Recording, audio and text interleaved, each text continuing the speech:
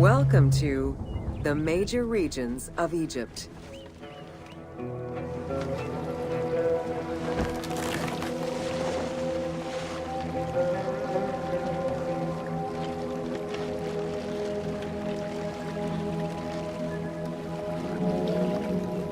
Life in ancient Egypt was concentrated along the shores of the Nile and divided into two regions.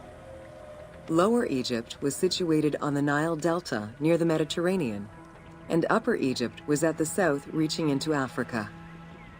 Due to its proximity to the Mediterranean, temperatures in Lower Egypt were less extreme than in Upper Egypt.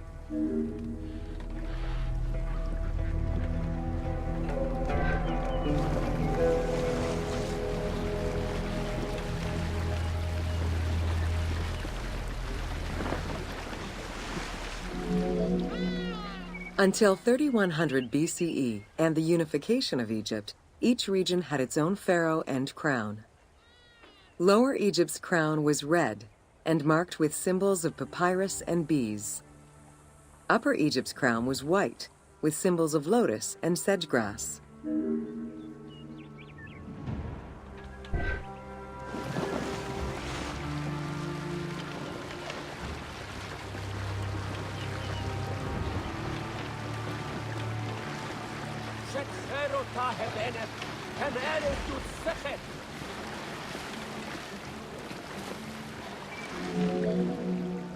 Both regions had competing major cities, most notably Memphis in Lower Egypt and Thebes in Upper Egypt. There were different religious cults in both regions, each worshipping their own major gods.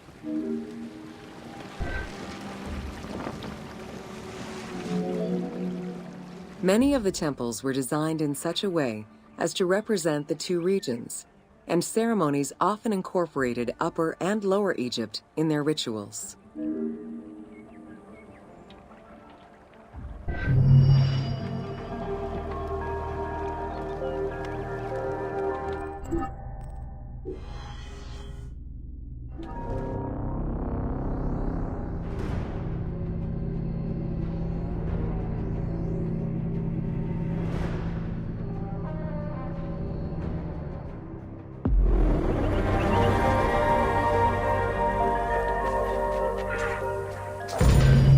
Welcome to Bringer of Life, the River Nile.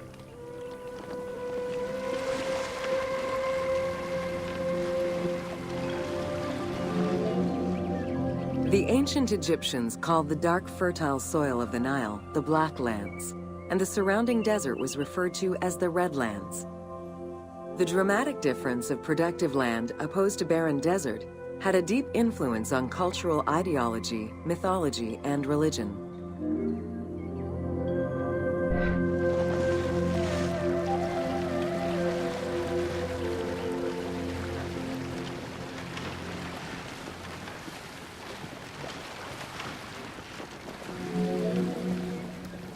The Nile determined much of Egyptian civilization.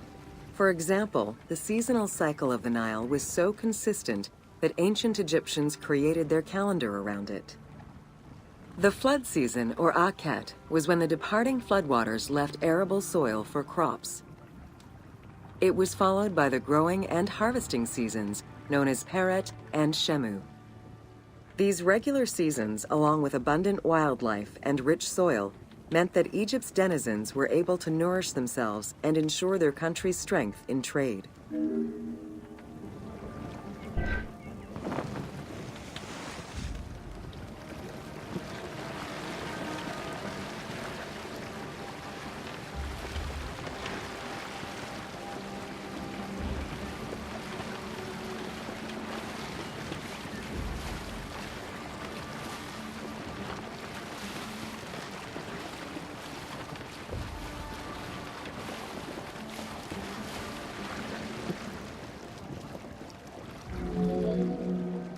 The River Nile, flowing from the south to the north, neatly traversed through both Upper and Lower Egypt.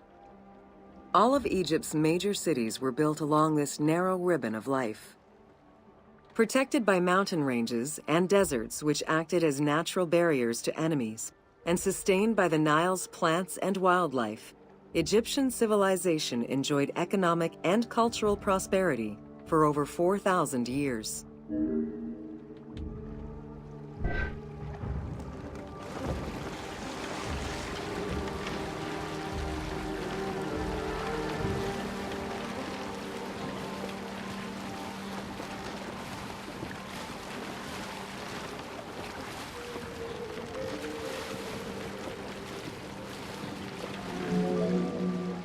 Both ancient Egyptians and ancient Greeks referred to the Nile as the river in their respective languages.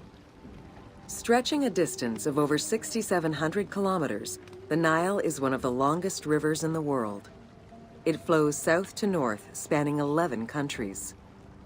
The River Nile originates in the region of the Great Subequatorial Lakes, including one of the largest in the world, Lake Victoria near Tanzania.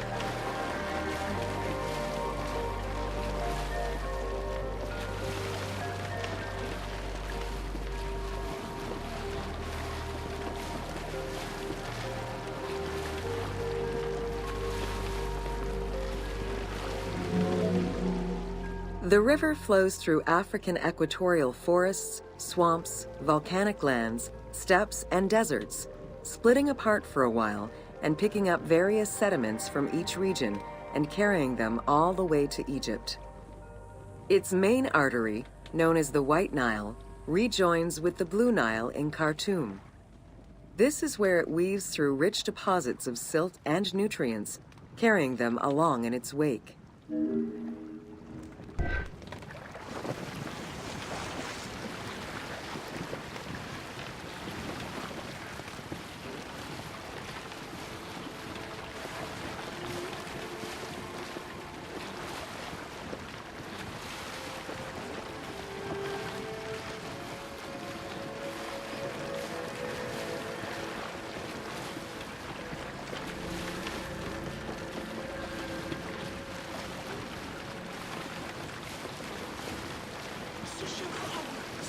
قدامي.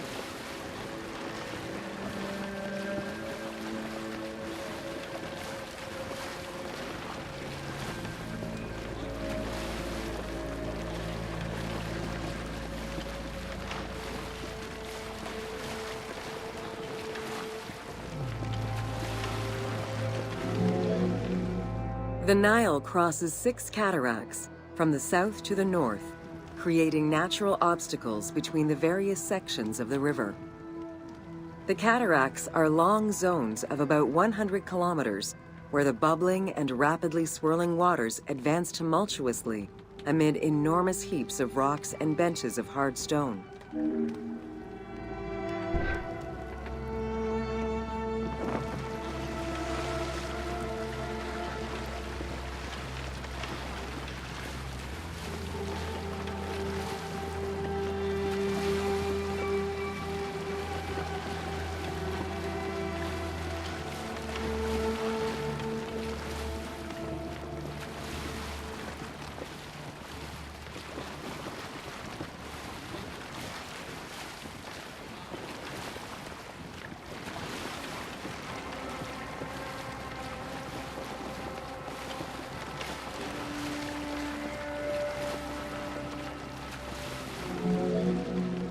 It is after crossing Nubia and the First Cataract that the river officially returns to Egypt in Aswan.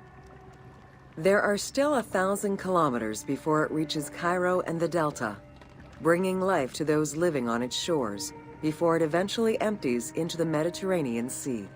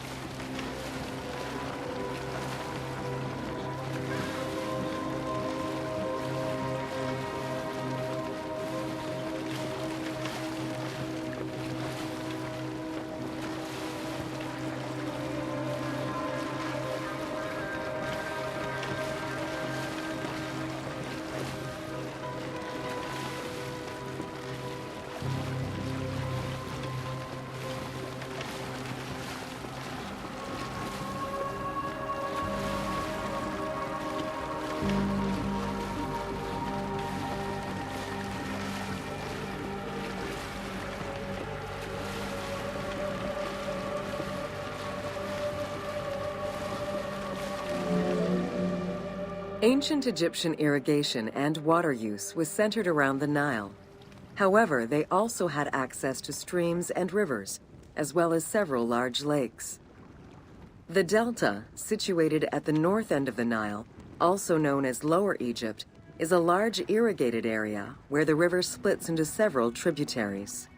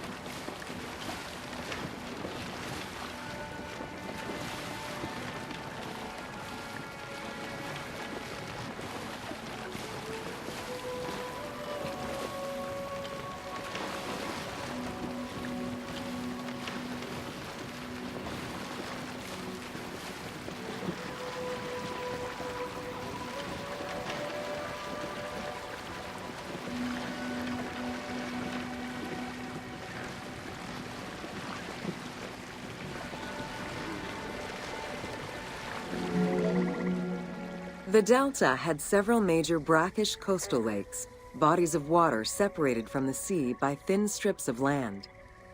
A mix of deep to shallow waters, salt swamps, and sand plains, these lakes were refuge to a wealth of species, as well as water and land plants. The occasional bandit could also be found sheltering within the denser reeds, waiting for the unwary traveler.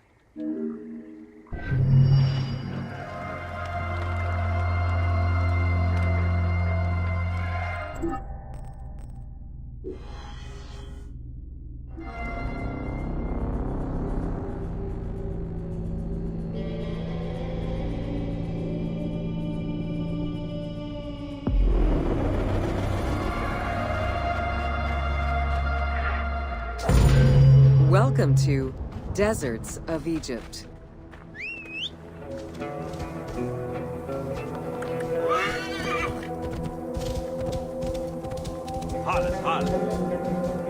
Reaching out on either side of the lush Nile are the harsh, arid Western Desert and the mountainous Eastern Desert.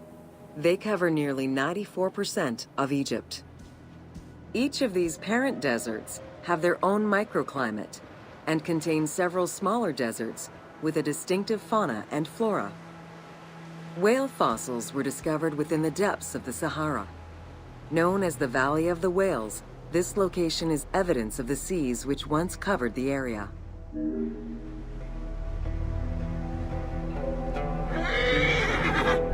Yalla, yalla. Ha, ha. The White Desert in the northeast of the Sahara owes its name to its white limestone soil, contrasting with the yellow sand. The wind has eroded the rocks of the White Desert into stone mushrooms, the most famous of which is referred to as the Finger of God.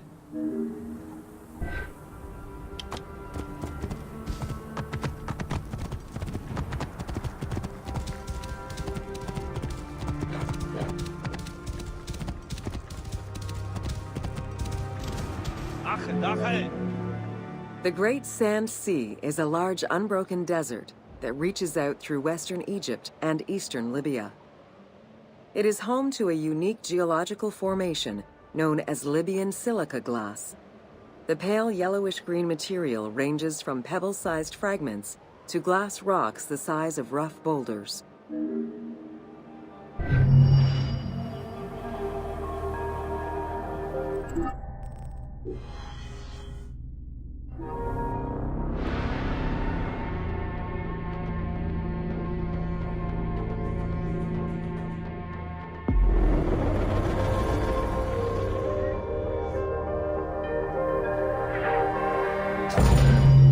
Welcome to the Qattara Depression.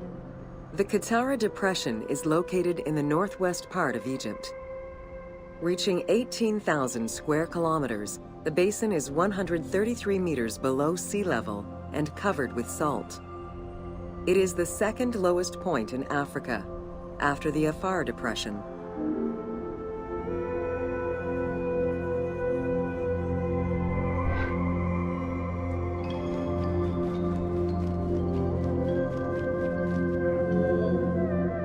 The climate is very arid, with average temperatures reaching 36 degrees Celsius. The famous Siwa Oasis is located on the protected southwestern region. Today, the Qattara Depression is utilized for oil exploration.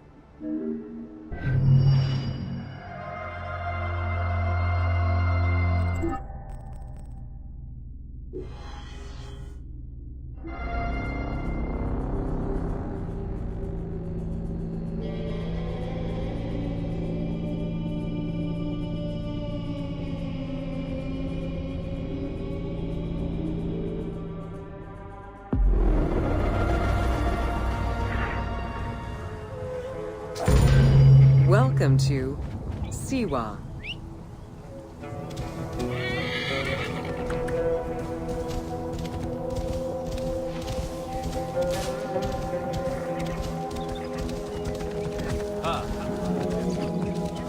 The Siwa Oasis is in the western desert of Egypt. Geographically, the Siwan Oasis is located in a depression 20 meters below sea level. Its natural springs and warm climate aided in the bountiful production of date trees. Though clearly influenced to some degree by Egyptian and African culture, the area's isolation resulted in a unique society and language. While they worshipped the same deities, Siwan temple architecture differed from traditional Egyptian temples. Yalla, yalla. Yeah! Hot. Old Kingdom Egyptians referred to the oasis as cauldron, due to its unique geographical structure. Oases were crucial for nomadic tribes and caravans. Without them, there was no chance of survival in an otherwise harsh landscape. As such, oases quickly became hubs for trade, as well as areas of political control.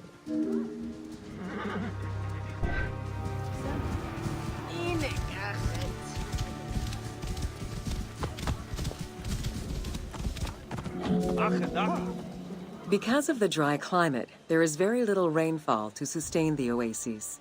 Instead, underground rivers flood the natural basins. Since many oases have a north-south orientation parallel to the Nile, some geologists suggest they were once tributaries of the mighty river. There is evidence that ancient Egyptians attempted to create some oases.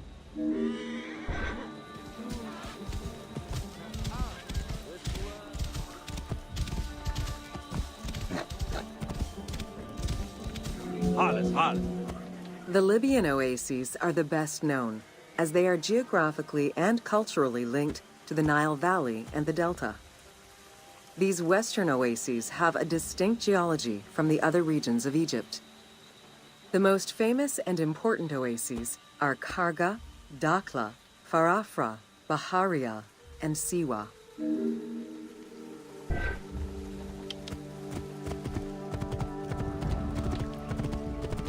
Dache.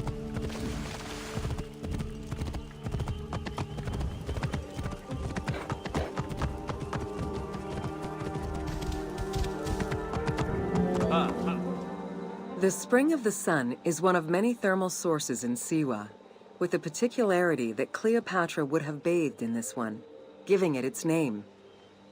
The presence of the source beneath was attested already by Herodotus during the 5th century BCE, when the oasis was called Amuneion by the Greeks of Cyrene. Yalla.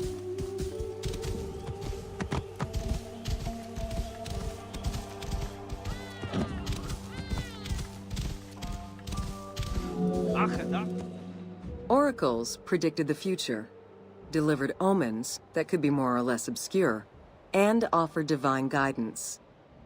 The Siwan Oracle was considered one of the 3 greatest of the ancient world, alongside the oracles of Delphi and Dodoni. Because of the Greek colonies in Cyrenaica, the temple associated Zeus with the worship of Amun.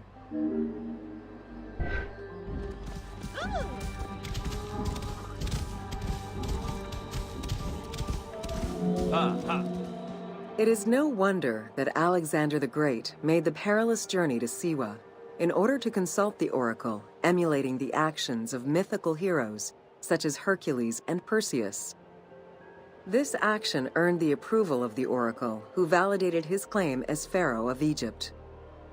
He was confirmed as the son of Amun, conferring upon him the most legitimate claim to date of all Egypt's foreign invaders.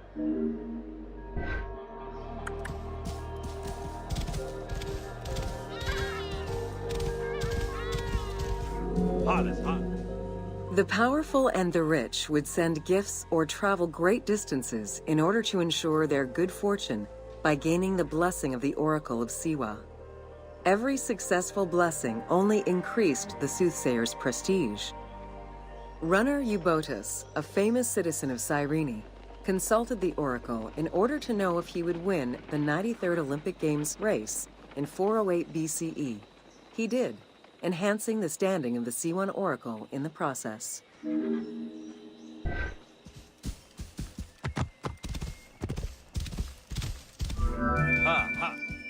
The Temple of the Oracle of Amun was built in the 6th century BCE by Pharaoh Amasis. In the game, its entrance is guarded by ram-headed sphinxes, the animal representing Amun. They were inspired by similar statuary located at the British Museum. Another option would have a Greek-influenced representation of Zeus Amun, a human-headed sphinx with horns. This representation of Zeus Amun was very popular in Siwa.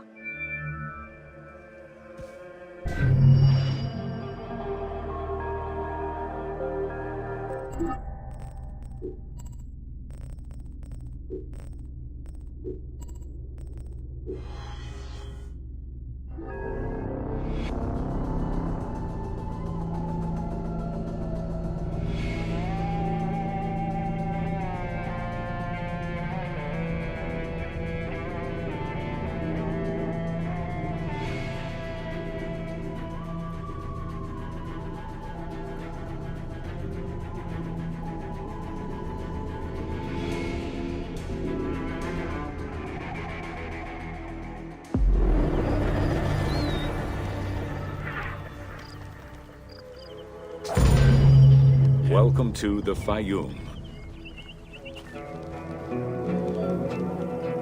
Fayum Oasis is an enormous basin in the western desert that formed from the Nile's overflow. As such, it is not considered a true oasis, though it gives its name to the region, which covers Lake Moeris. The oasis harbors some of the oldest archaeological artifacts of the region, indicating that the area has been inhabited by hunters and gatherers since the Neolithic period.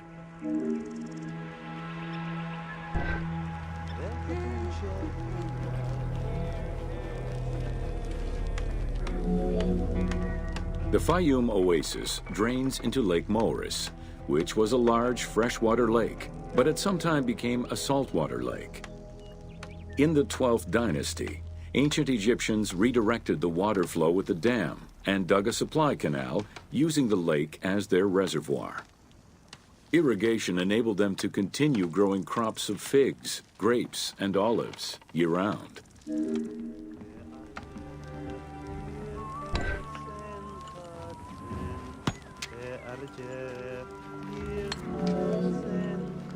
Reed boats, feluccas, triremes, and kerkeros were the most commonly found craft within the landlocked waters of Egypt. They were used for various purposes, ranging from daily fishing, trade, warfare, and travel, to the ferrying of massive stone blocks used to build the great monuments of Egypt.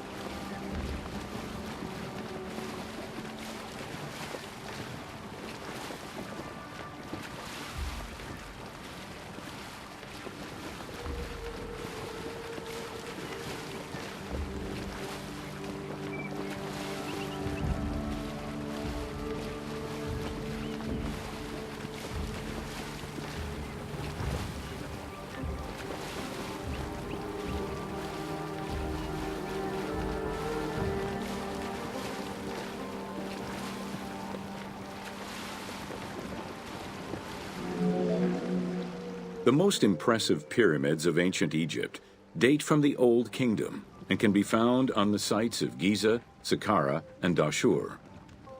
However, one particularly famous pyramid of the time is located elsewhere. During the Middle Kingdom, some pharaohs chose the Fayum as their final resting place. One such ruler was Amenemhat III. His pyramid left a mark on the imagination of antique chroniclers. They referred to it as the Labyrinth, mostly due to the vast mortuary temple complex at the foot of the pyramid. Herodotus mentioned that he had visited 12 courts and over 3,000 of its chambers. But he was also well known for being prone to hyperbole.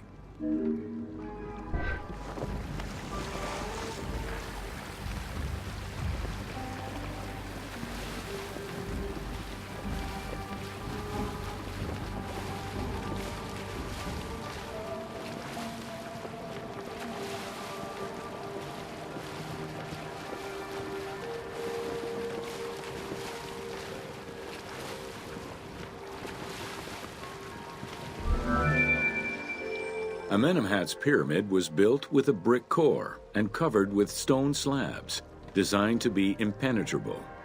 The burial chamber, made out of a single block of sandstone, is unique in its design.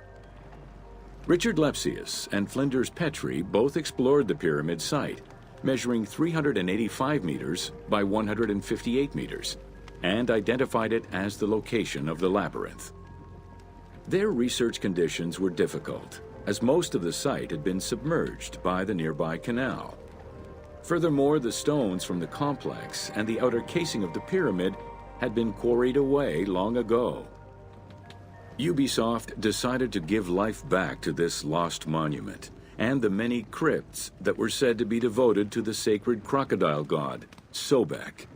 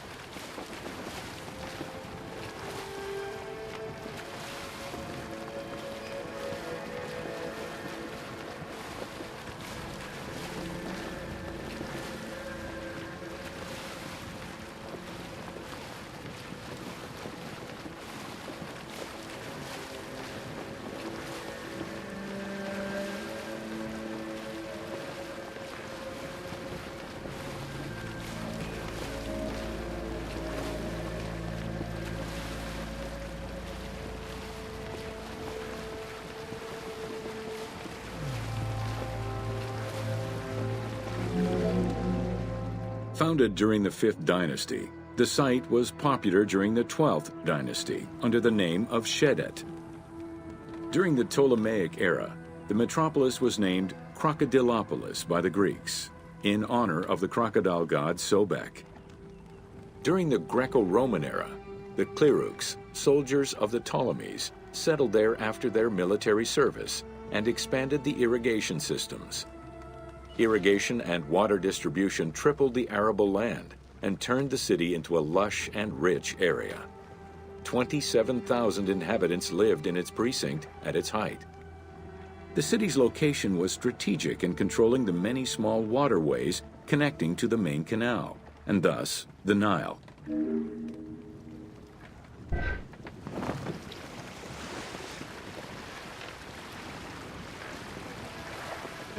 إنسان سوسه جهاز سيف سحرين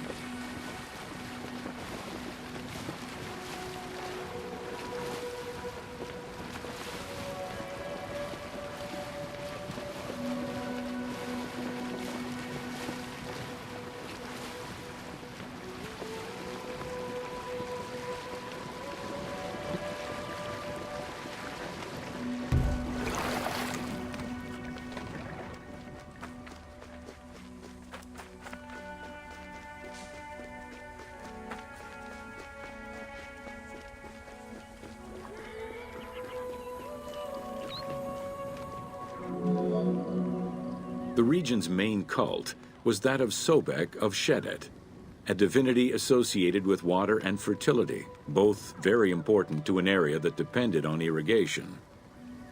Many local villages had the title Town of Sobek added to their official designations. During festivals, ancient Egyptians recited hymns to Sobek, asking for his divine intervention. Greek settlers and later Romans would help the Temple of Sobek's economy to flourish by adopting the local embalming mortuary rites. Their sarcophagi were beautifully painted and adorned with amazingly realistic portraits.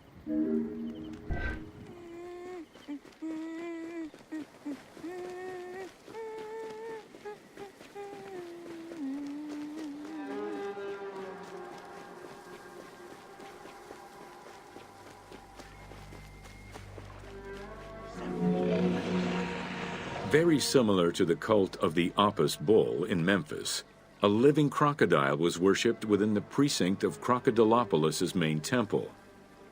Known as Sobek to the Egyptians and Sukkos to the Greeks, it was reported by Strabo that priests fed it with meat, wine, and honeyed milk. They covered its body with jewels and gold. After its death, it was embalmed and placed within the crocodile's grotto, alongside thousands of other mummified crocodiles.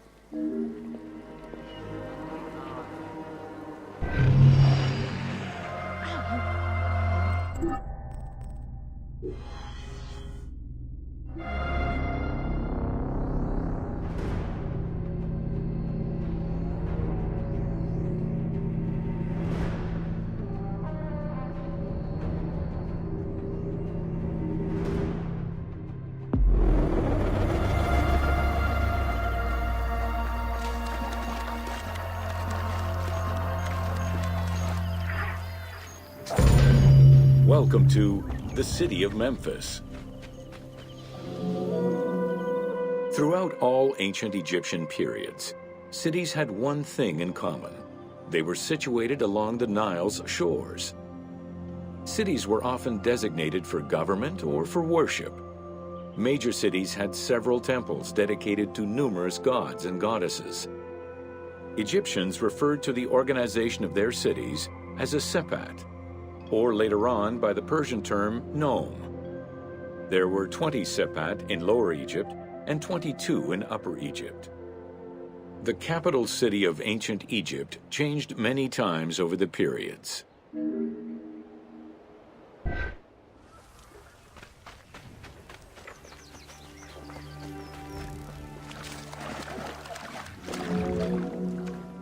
One of the largest was Memphis, located in Lower Egypt. It was a key center for religious temples, including their most important deity, Ptah, god of creation. Thebes, located in Upper Egypt, competed with Memphis and featured as both a political and a religious center. Two important temples, Luxor and Karnak, were built there. A minor capital of the Sayyid dynasty was the city of Sais. This was the last native Egyptian capital of Egypt.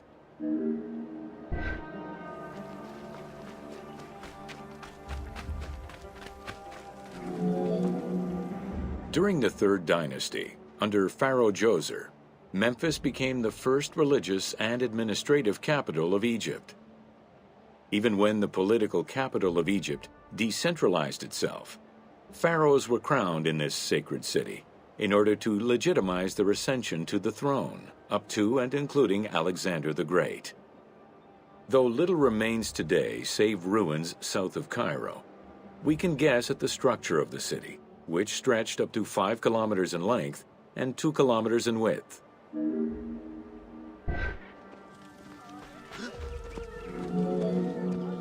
Memphis was also referred to as the City with the 100 Doors, or the White Walls. These names were in reference to the wall which surrounded the city. Under the protection of Ptah, god of craftsmen, the city was a thriving religious and economic hub.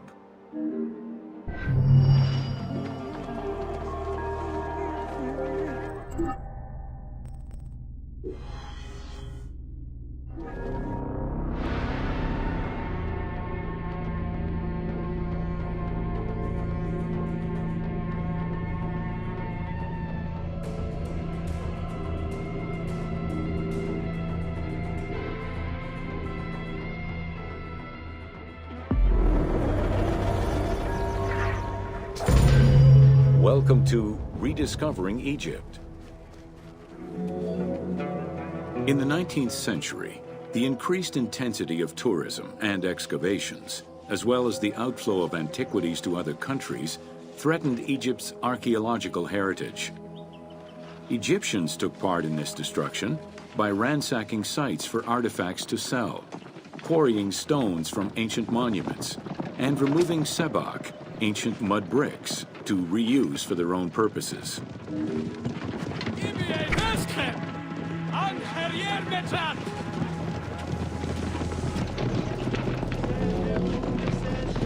A major step in conserving Egypt's heritage was taken in 1858, when the Viceroy of Egypt created the Antiquities Service.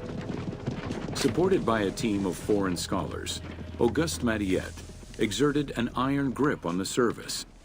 He carried out his work across Egypt and into Nubia, intervening on almost every major site. Aware of the necessity of keeping unearthed artifacts in Egypt, Mariette requested a museum be created for that purpose in 1858. This museum was the ancestor of the Egyptian Museum.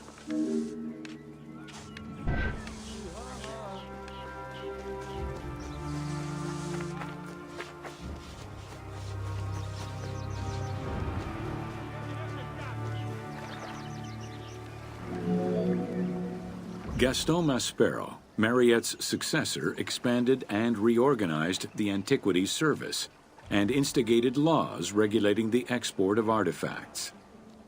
French scholars ran the service until it passed into Egyptian hands in the 1950s. As of the mid-19th century, Egyptology was fast becoming a recognized discipline within both private institutions and learned societies.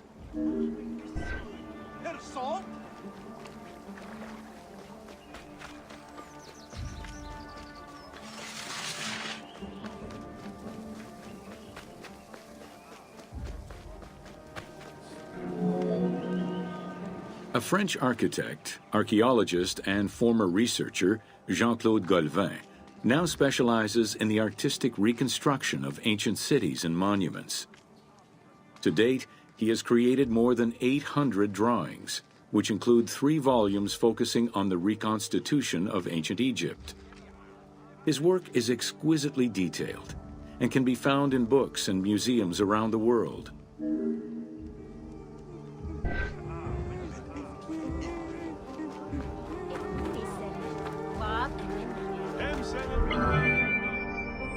The team was thrilled to collaborate with Jean-Claude Golvin in order to recreate Egypt for the game. In the 19 exclusive watercolors he created for the team, Golvin used scientific data as the base, and then extrapolated to provide a full interpretation of various locations and monuments in ancient Egypt. Both early sketches and fully rendered images were then used by the team as references while building the world of Assassin's Creed Origins.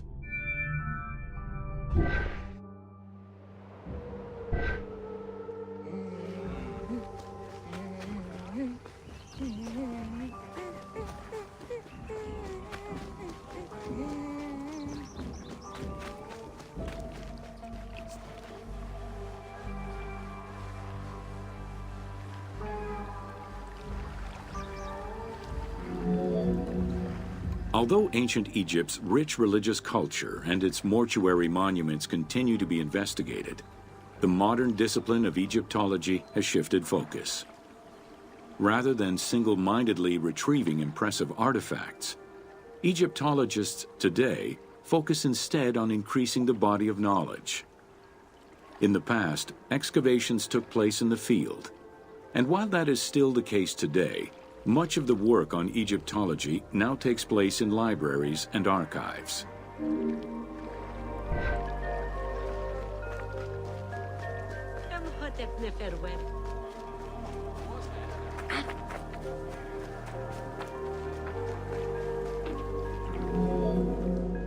Today, archaeology in Egypt relies on an interdisciplinary approach, where traditional Egyptologists are helped by a wide spectrum of scientists from other disciplines and new non-invasive techniques. GPS data, satellite imaging, and ground-penetrating radar allow archaeologists to gain a sense of what lies underneath the ground before excavating.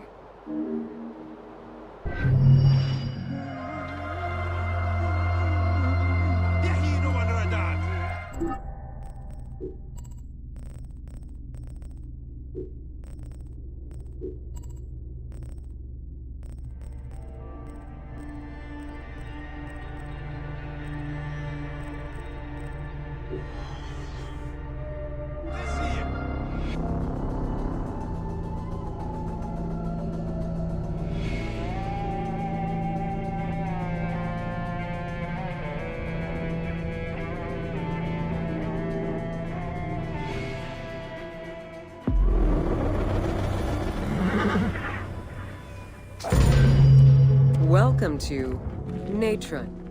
Natron is a colorless salt that was used by ancient Egyptians for food preservation, cleansing products, and glassmaking. It was also used in the mummification process.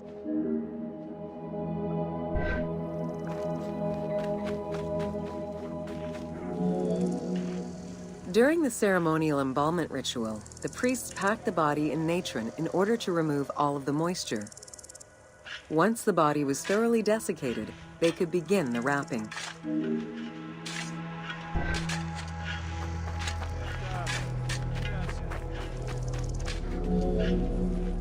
Natron was mined in Wadi Natron. The main mining methods involved either cutting slices out of the lake bed when it was dry, or raking through mineral-saturated water to gather the mineral salts during the floods.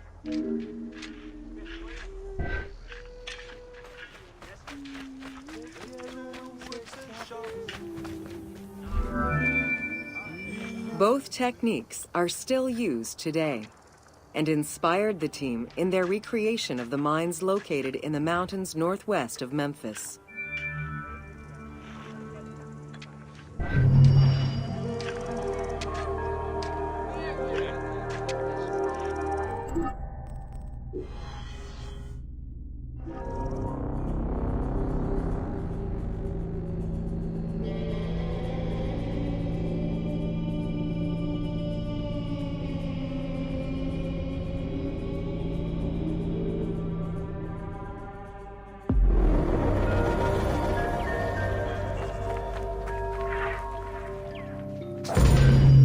Welcome to Fauna of Ancient Egypt.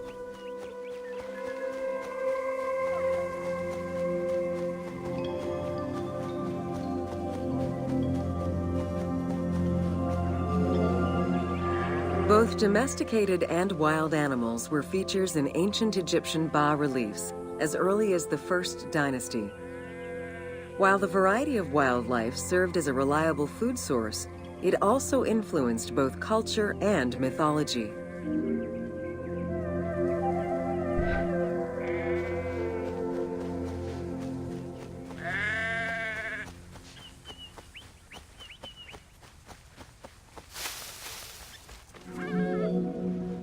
Egypt's terrain allowed for a diverse range of animals, including panthers, rhinoceroses, elephants, and many variations of antelopes.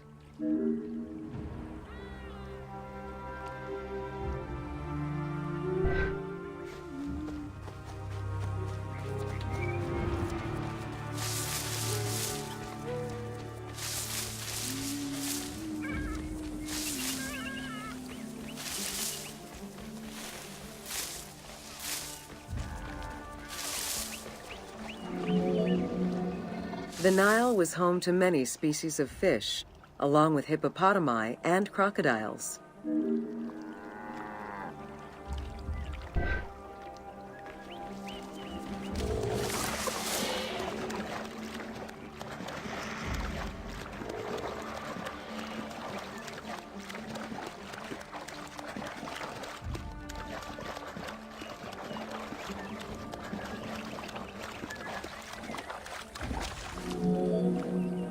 The wide variety of birds that populated the riverbanks, from raptors and waterfowl to songbirds, were all cataloged within Egyptian hieroglyphic signs.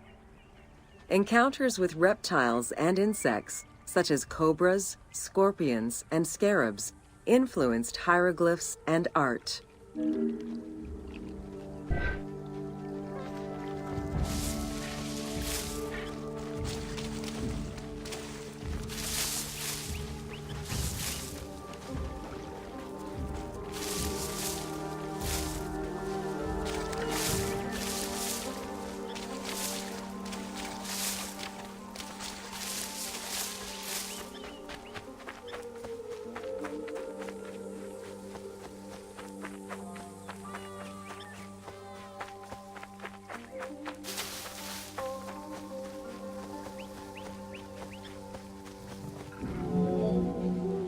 While all animals had sacred meanings, lions in particular represented power and royalty to ancient Egyptians.